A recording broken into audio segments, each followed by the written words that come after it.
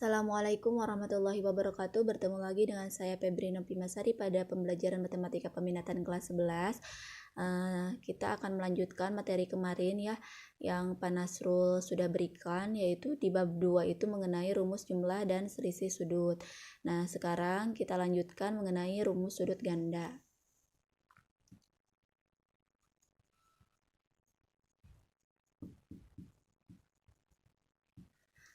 Namanya ganda berarti lebih dari satu ya, jadi 2 gitu ganda.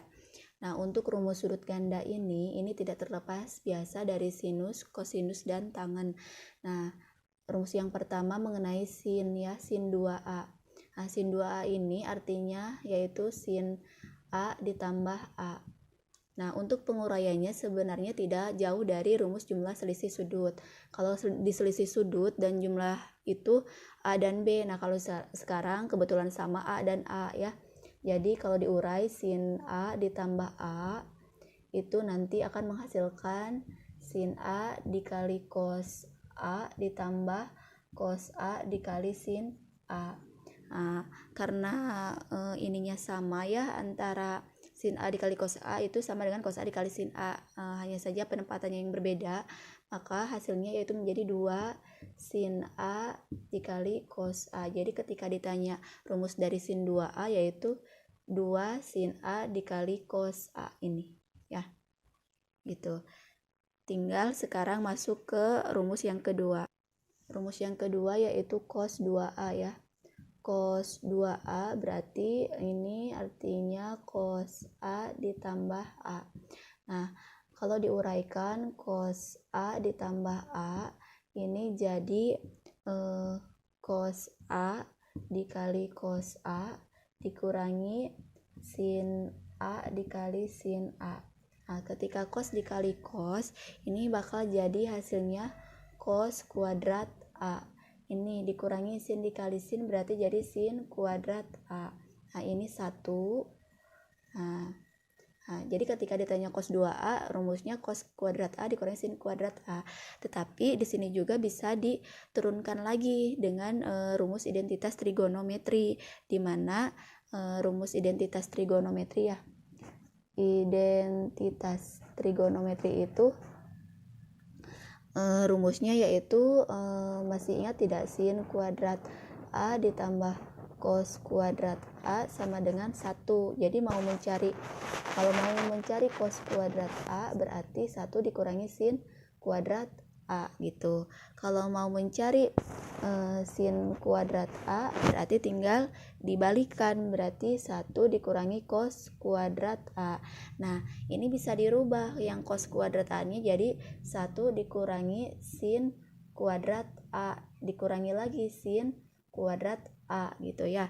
Berarti nanti hasilnya jadi apa?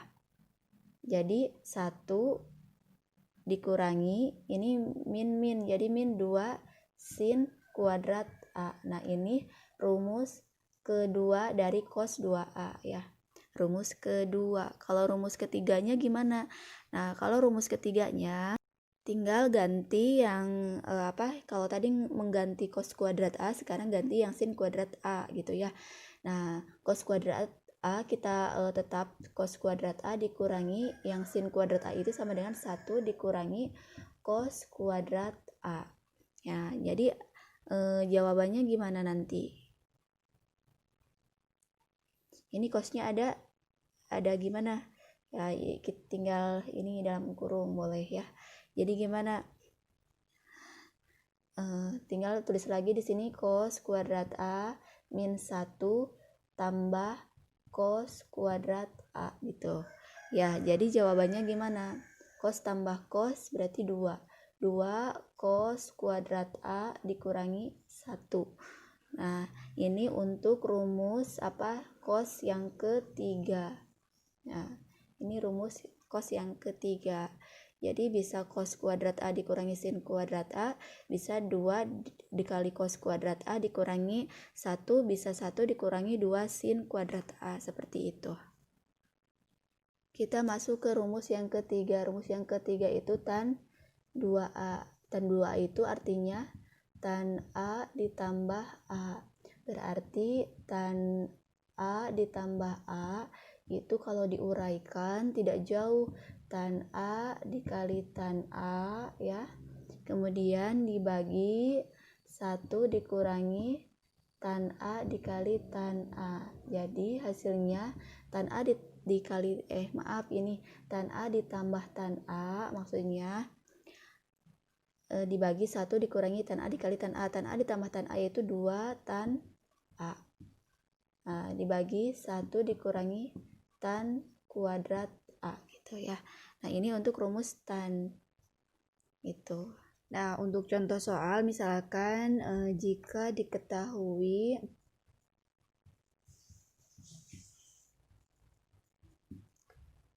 misalkan sin A 4/5 untuk apa? Untuk A itu sudut tumpul ya. Sudut tumpul. Nah, nanti misalkan tentukan sin 2A ya. Kemudian cos 2A dan tan 2A. Ya, bagaimana caranya?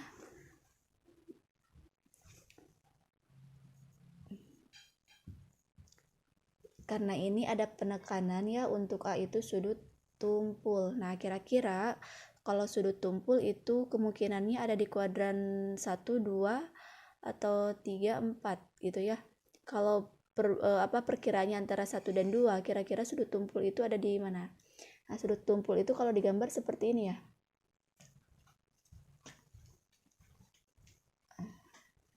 Nah, gini ya sudut tumpul.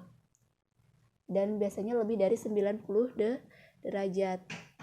Nah, itu biasanya ada di kuadran kedua gitu ya.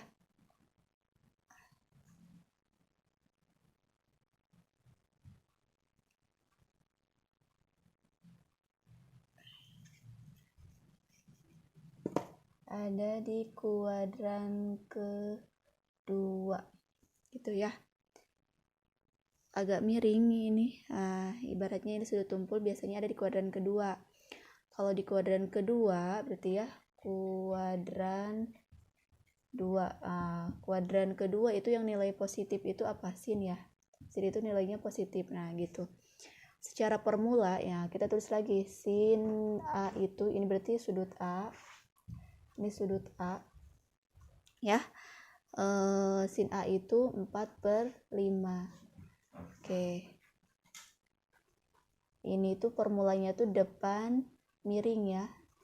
Nah, berarti depan miring tuh ini berarti ini 5, depannya berarti depan dari sudut ini 4. Nah, kalau misalkan kita mau mencari sampingnya itu biasanya pakai Pitagoras gitu ya. Untuk sudut samping itu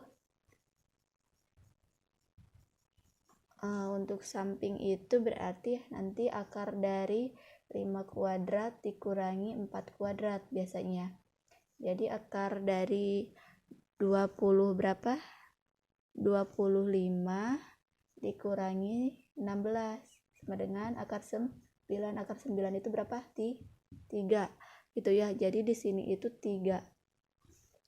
Maka untuk formula untuk kosinus A-nya samping miring ya, berarti sampingnya berapa? 3 per miringnya 5. Nah, karena dia di kuadran 2 yang positif sin, berarti cos itu negatif ya. Kemudian untuk tangen, nah tinggal cari tangennya ya.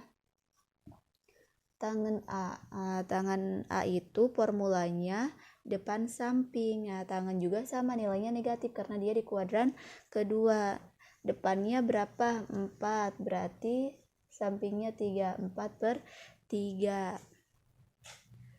Tinggal sekarang cari untuk jawaban yang A, yaitu sin 2A. Sin 2A itu rumusnya sama dengan 2 dikali sin A dikali cos A ya. Nah, Berarti gimana? Tinggal masukkan 2, sin A-nya berapa? 4/5 dikali cos A-nya berapa? Negatif 3/5 gitu loh. Ya, berarti 2 dikali 4, 8 dikali min 3 berapa? Min 24 per berapa? 5 kali 5 25. Jadi min 24 per 25 gitu.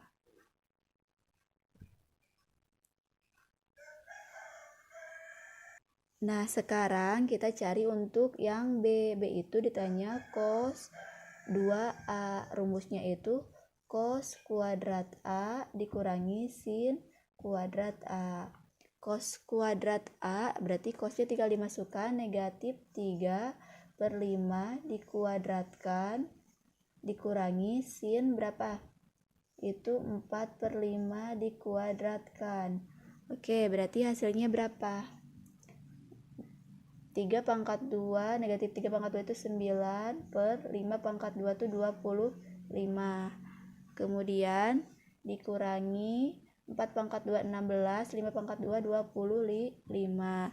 Berarti kalau dicari jawabannya 9 dikurangi 16 per 25 itu berarti negatif 7/25. Ini jawabannya ya untuk cos 2A.